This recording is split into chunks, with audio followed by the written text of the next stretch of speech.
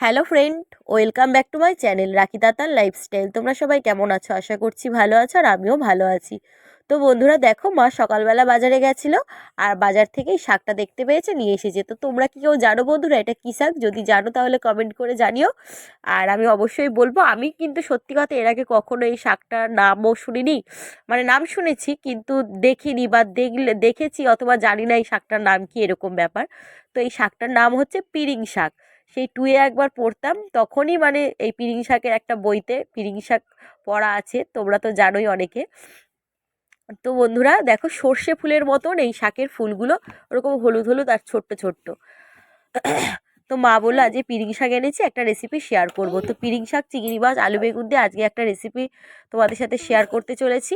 তো দেখো বন্ধুরা, বেশ দেখতে কিন্তু ভালো লাগছে। চলো শাকগুলোকে আগে কেটে নিই। তো দেখো বন্ধুরা, শাকগুলোকে কেটে নেব, তার আগে শাকগুলোকে বেছে নিয়েছি। আর এখানে দেখো বন্ধুরা, একটা আলু আর একটা বেগুন নিয়েছি, কারণ শাকগুলো কিন্তু একদম একটুকুনি হয়ে যাবে, সেই জন্য আলু আর একটা বেগুনই নিয়েছি। তো চলো আলু, বেগুন, শাক সবগুলোকে সুন্দরভাবে কেটে আর ধুয়ে নিই পরিষ্কার করে। আর শাকগুলো কিন্তু দেখতে বেশ ভালো লাগছে। তো দেখো বন্ধুরা, মা এখানে কড়াতে সর্ষের তেল দিয়েছে, তেলটা গরম হোক। আর এখানে দেখো বন্ধুরা, আমি শাকগুলোকে কেটে নিয়েছি, কেটে ধোয়া হয়ে গেছে। এখানে ডুমো ডুমো করে আলু আলু আর বেগুন কেটে নিয়েছি ডুবো ডুবো করে, আর একদম ছোট্ট ছোট্ট করেই কেটেছি। আর প্রথমেই তোমাদেরকে বললাম যে চিংড়ি মাছ দিয়ে আজকে চচ্চড়িটা হবে।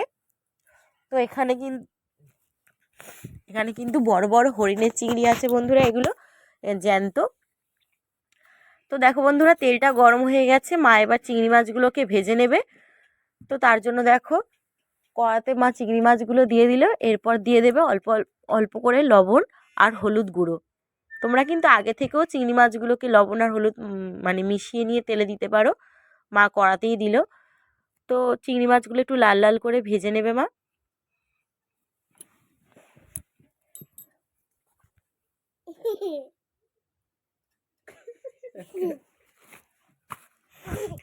তো দেখো বন্ধুরা, চিংড়ি মাছগুলো ভাজার পর মা কিন্তু পেঁয়াজ কুচি আর 2-3টে কাঁচা লঙ্কা কিন্তু দিয়ে দিল। চিংড়ি মাছগুলো কিন্তু আলাদা করে মানে তুলে রাখার কোনো প্রয়োজন নেই বন্ধুরা। ওর মধ্যেই একসাথেই পেঁয়াজ আর কাঁচা লঙ্কা দিয়ে পেঁয়াজগুলোকে কিন্তু লাল লাল করে মা ভেজে নেবে। তো দেখো বন্ধুরা, পেঁয়াজগুলো কিন্তু বেশ নেতিয়েই গেছে আর ভাজা ভাজাও হয়ে গেছে। এরপর মা দেখো আদা আর রসুন বাটা দিয়ে দিল 1 চামচ, আর দিয়ে দিল জিরে বাটা 1 চামচ। সব মশলাগুলো দিয়ে কিন্তু মা ভালো করে আবার কষাবে। তার আগে কিন্তু হলুদটা একটু কম হয়েছে, তাই মা হলুদ গুঁড়োও কিন্তু আর একটু দিয়ে দিল। এরপর কিন্তু মা সব মশলাগুলোকে একসাথে আর একটু ভালো করে মা কষিয়ে নিচ্ছে। আর শাকটা কিন্তু একদম সবার শেষে দেওয়া হবে, কারণ শাক তো একদমই দেওয়ার সাথে সাথেই নেতিয়ে যাবে। এরপর মা দেখো আলু আর বেগুনটা দিয়ে দিল। আর উনুনটা কি জোরে জ্বলছে দেখেছো? ওই নারকোলের যে মেলাগুলো হয় সেইগুলো একটা মা দিয়েছে, এগুলো খুব জোরে জোরে জ্বলে। আলু আর বেগুনটা দেওয়ার পর কিন্তু একটু ভালো করে আবার কষিয়ে নিতে হবে, আলু বেগুনটার মধ্যে যেন মশলা ঢুকে যায় সেইভাবে।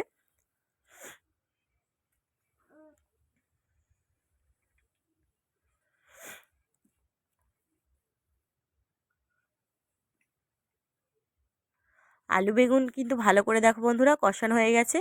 এরপর মা কিন্তু এখানে মটরশুঁটি দিয়ে দিল। চচ্চড়ি মানে কিন্তু তোমরা সব রকম মানে দিতে পারবে।